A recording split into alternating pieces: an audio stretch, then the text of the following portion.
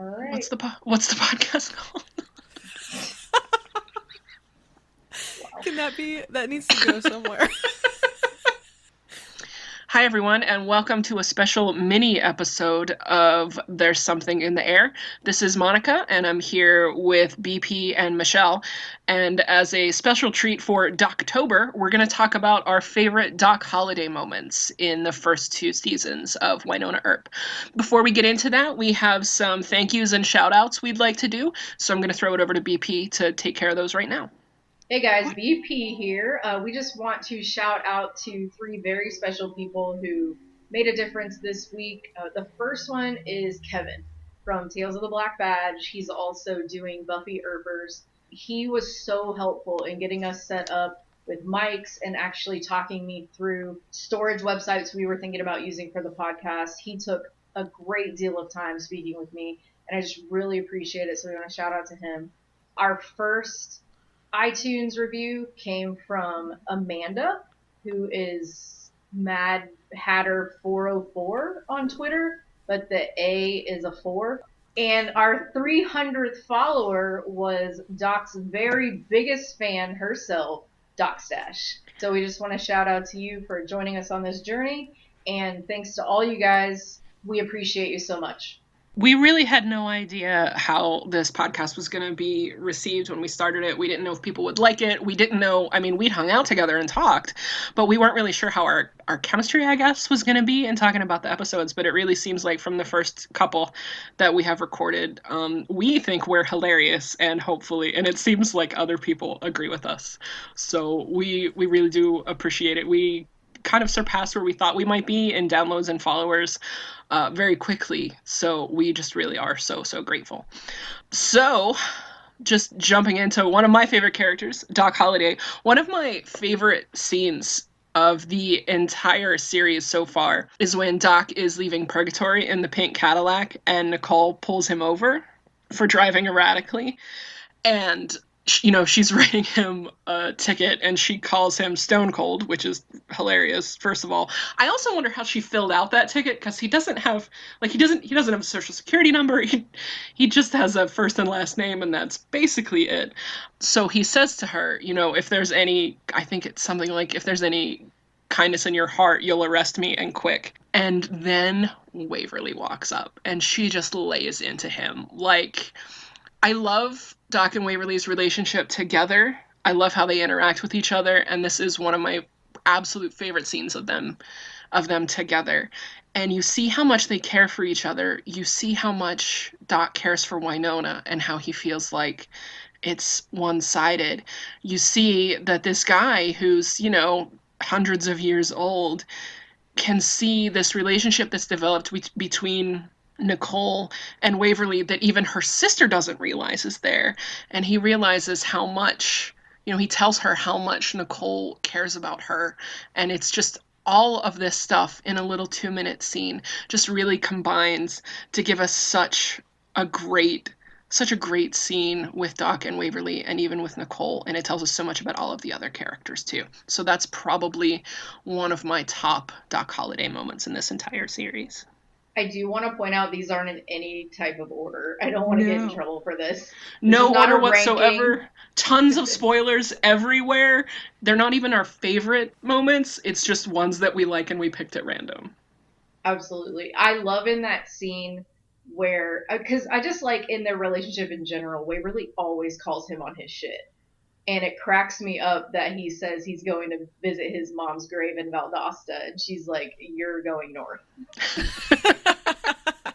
She's like, let me explain geography to you, motherfucker. Waverly knows what's up.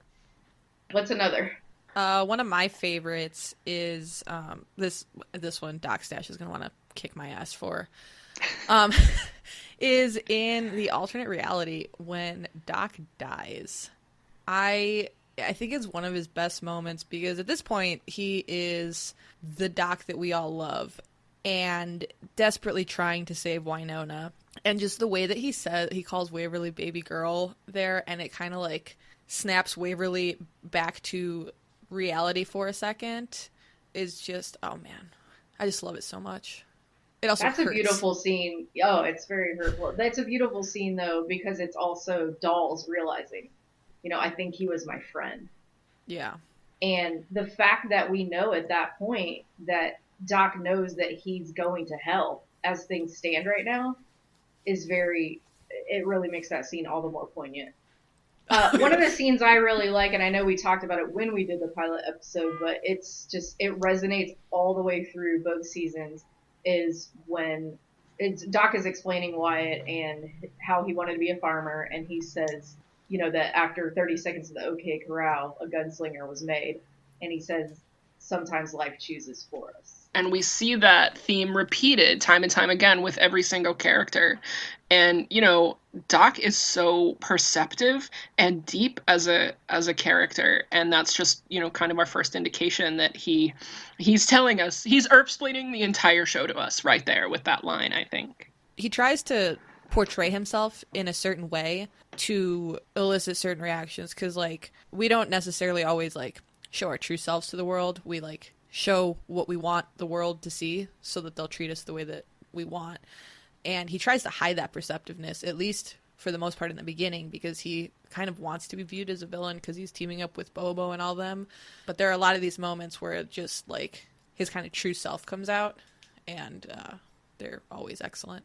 Yeah, I was going to agree with that and just say that he's a lot deeper than he often portrays. He only acts that way around certain people. Yeah, he has a facade that everybody kind of shows a different part of themselves to different people because the way relationships work, and you can see he's really selective about who he shows that side of himself to, and it's basically just the Earp sisters.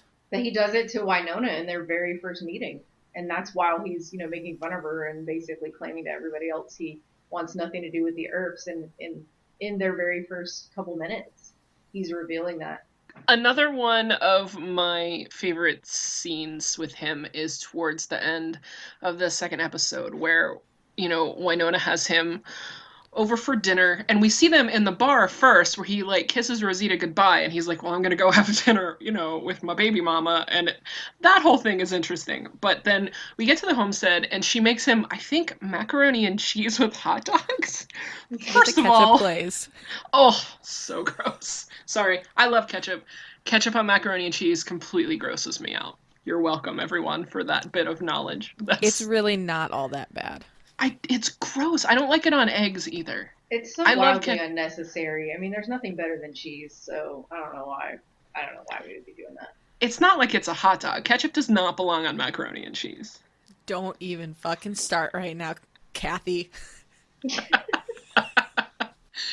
are not getting into this on the podcast. We are not, but, we will next year. Anyway, so he eats the macaroni and cheese. He gets it stuck in his mustache. And he just has this look on his face like, when your lady friend makes you dinner and you really don't like it, but you have to pretend that you do. That is definitely what he feels. But the part of the scene that I like, I'm getting to it, I promise, just be patient, is when she asks him for his ring because it's the final seal. And, who wants to give up being immortal? That's not really something you can decide on in 30 seconds or less. But, by the end, he agrees that it's for the greater good and it's for this woman that he very, very clearly loves. So he gets down on one knee and he hands her his ring. And it's just such a great character moment for them both, but especially for him. Yeah, that was a really great moment because on one hand, it was extremely romantic in a certain way. And on another hand, it just showed the depth of his loyalty, no matter what their relationship is, and kind of just laid it out there like, I'm literally willing to give up my life for you because I trust you.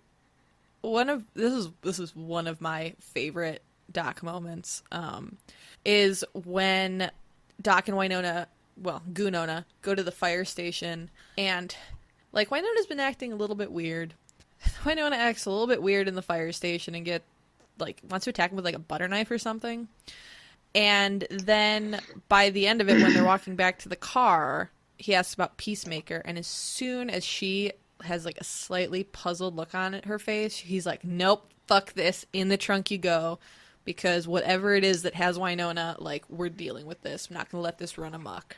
And he knew right away that she was off. Like, he was like, well, maybe not, but he knew something was off so soon. He's so perceptive, and he cares about her so much and knows her so well. That entire episode, like, from the first scene where she comes out to the car and is just so dismissive of Waverly, and he's like, well, that's a little bit weird since she's, like, the most important thing in your life. And then the freaking pancakes, like, that was disgusting. And it just culminates with that scene at the fire station where he's like, all right, I can't let this go anymore. This is so obviously not Winona. Either she hit her head or there's some supernatural shit going on and we're going to figure this out. I also really enjoy his complicated relationship with technology, where he's so excited that he learns how to text, where he's super confused by the windshield wipers in Dawes' Fancy Pants Agent Man SUV, where he calls a cell phone a telephony. And, you know, by the end, he's really coming along. He's very proud of himself that he's figured out so much of this new technology. I mean, I think they use that as a cheap laugh a lot, but it works for me every time. It makes me laugh. I like it. I like it a lot. I think it's cool, though, because as much as he has to learn it, he's never put off by it. Like, you would think, you know, as somebody who never even had electricity, he would be completely bonkers over all this stuff that's out. But it seems like he's just so open to learning. And yeah, when you first see something, it's kind of like, okay, that's weird. But he is not, you know, just put off by the entire idea of these technological advances. Well, we see it when he first meets Waverly, and she kind of jokes and is like, "Oh, don't go up against me on eBay," and he just like rolls with it. Doesn't like what? The fuck I is wouldn't eBay? dream of it. Like, Definitely not a thing I would do. What the hell does that mean? He's just so open to new things because, like, even like as you were saying when he was with the car, like it didn't even faze him really that like Nicole and Waverly have feelings for each other, like two women. That's not exactly something that was openly talked about in his time, and he's just like perceptive and is like, yeah, I don't see anything wrong with it. You guys like each other, go for it. Another moment that I like of his, which he's not even in, but I feel like I would be amiss if we didn't bring up the "I'm all in" letter. Yes. Oh my goodness. Yeah. Is it possible to have your favorite line of someone's be a thing that he wrote on a Post-it note? He's not even in the scene. Now, granted, it is a phenomenal Earth Sisters moment. But when we found out that Tim Rosen insisted on writing that, it made it somehow 10 times more important. Well, like, Doc is amazing. In season 2, he's just phenomenally after his initial shock of Winona's pregnancy, he's just so supportive. And, I mean, I think a lot of the reason that, like, Doc came across so well was because, like, Tim Rosen himself was that supportive of Melanie. And I think it was just their personal relationship translated really well with their character dynamics in the show. And I think, I mean, I realize this isn't a Doc Holliday moment, but Doc Holliday would be nothing without Tim Rosen. He is just such a... Sorry, Graham just jumped down and, like, meowed really loudly from the windowsill. Anyway, one of the best things about Doc Holliday is his portrayal. Tim Rosen does such a great job, and Tim Rosen is the biggest Earper of any of us that ever existed. He's so supportive of the fandom. He's so supportive of the LGBTQ community. He wears that t-shirt all the time, that LGBT fans deserve better, which is really cool. How many actors do that? And he loves the show so much, and he loves being Doc Holliday. Like, that is his jam. It's like he thinks that this is what he is here to do.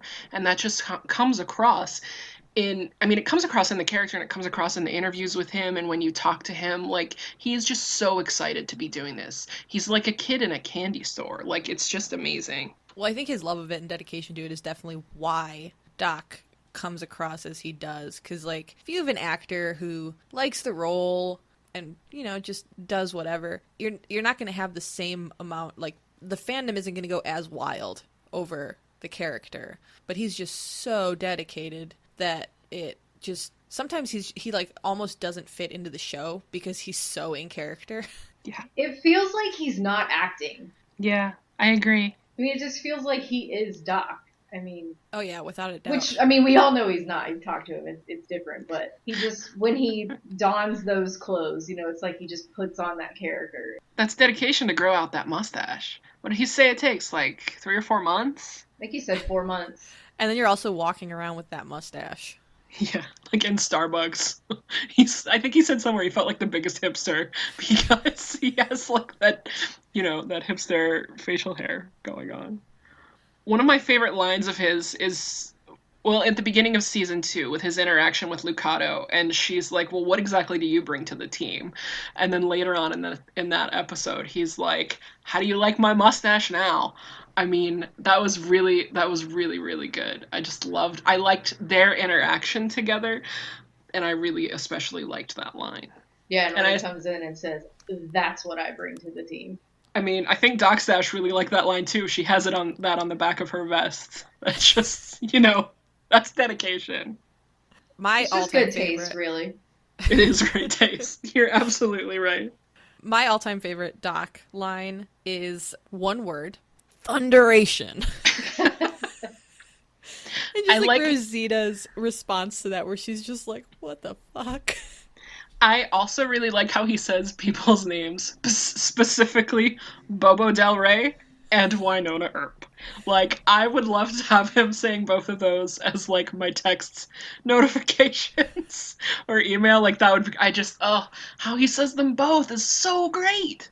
And then when you talk to him, like, in person, it's just like, you sound absolutely as far away from Doc as I could imagine.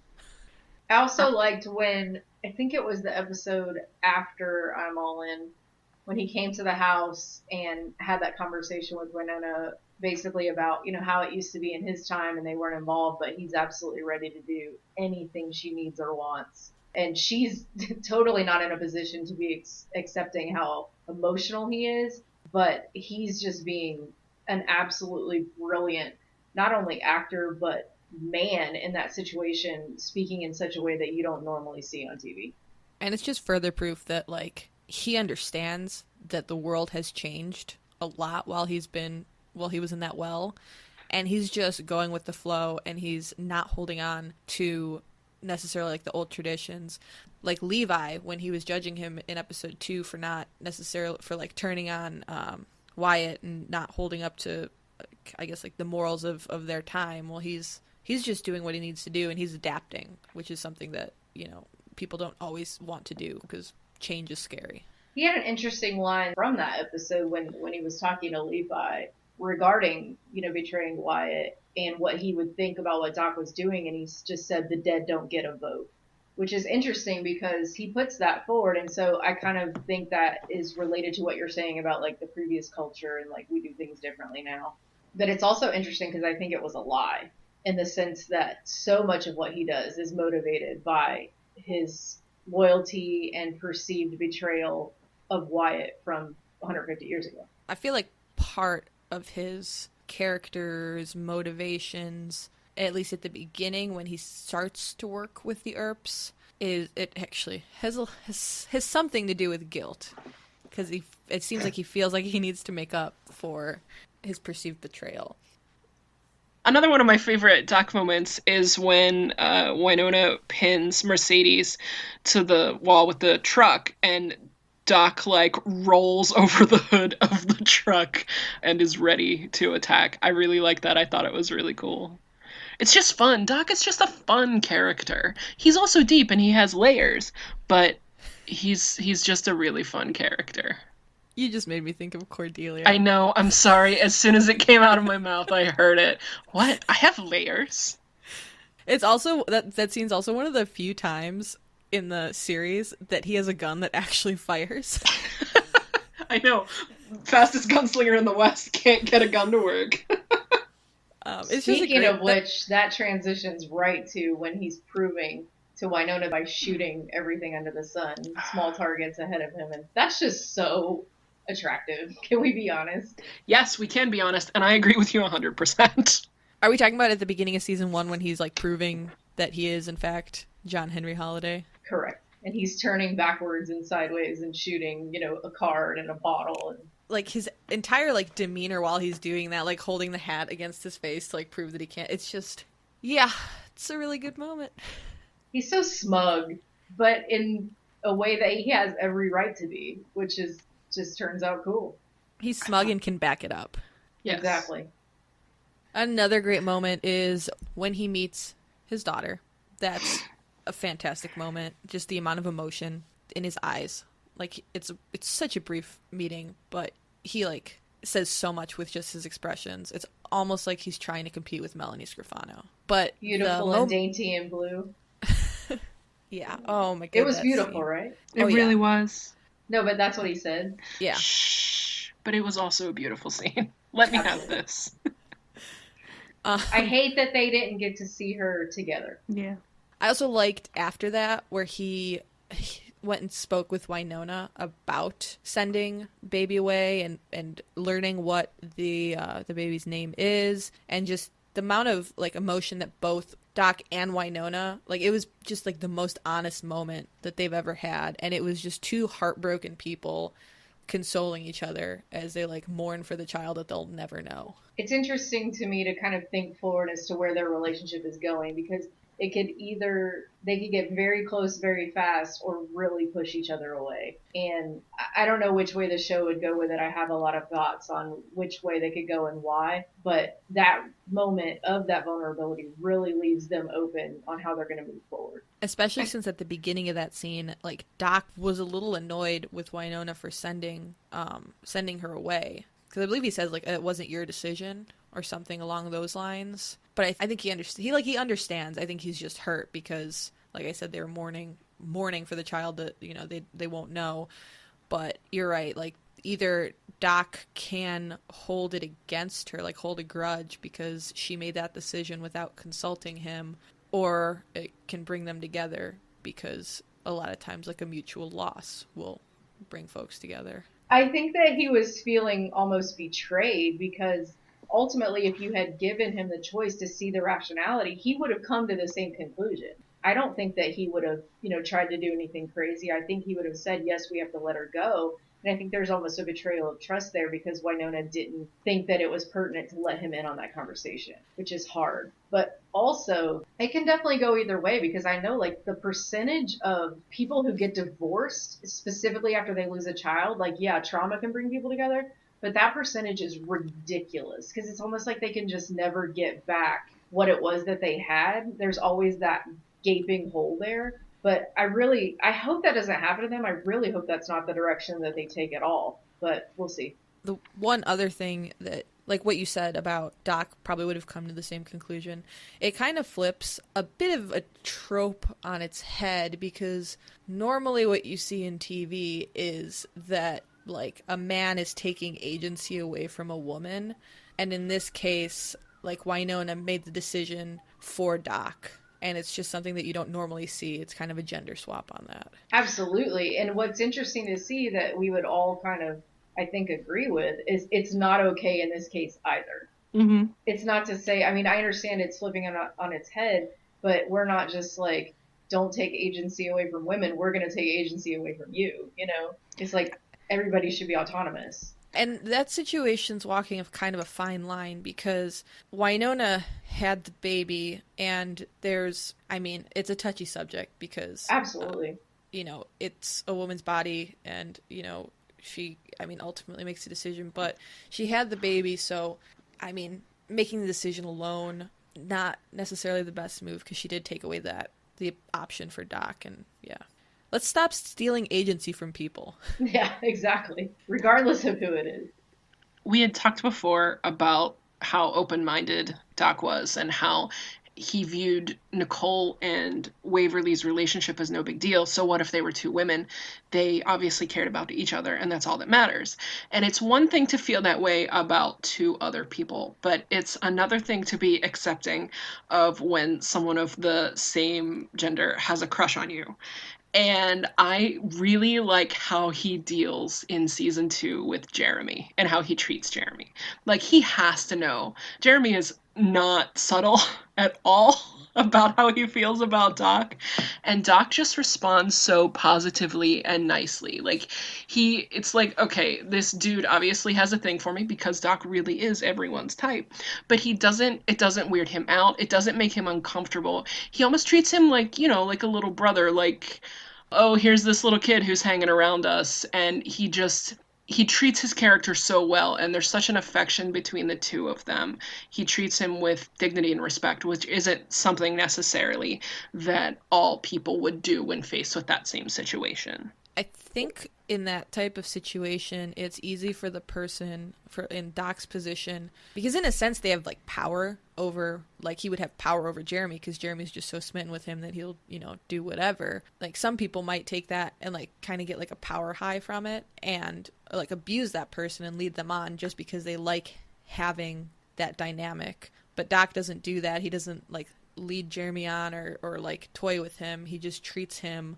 as a friend and respects, how Jeremy feels, but doesn't encourage it and doesn't like shame him for it. He just treats it like feelings that just happen to be there, which, is accurate. But you don't necessarily always see that reaction everywhere. I think one of the things about his character is that it's weird that he can balance these two things at once, but I think he does.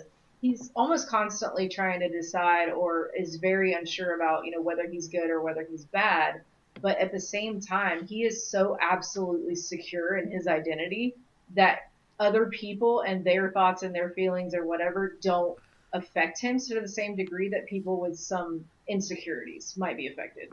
He's a very strong character and a very good character and an entertaining one. And I just love him. I just think he's great. I think we all do. I think that's pretty obvious at this point in time. Well, we hope you enjoyed listening to us talk about Doc Holliday as much as we enjoyed talking about Doc Holliday. If you have anything you want to contribute about Doc, please tweet at or DM us at EarthsplainPod. You can leave us a voicemail at 678-871-0098, or you can email us at somethingintheair@gmail.com. You can find me on Twitter at Lesbianzer. You can find BP at Beep33TV and Michelle at MicNick1291. Did you enjoy this podcast? Please rate, review, and subscribe to us on iTunes and Google Play. Did you hate the podcast? Well, if you did, keep it to yourself because we don't need that kind of negativity in our lives. Everybody, thank you so much for listening. We hope you enjoyed our first mini episode. And remember, it may be a shit show, but it's our shit show.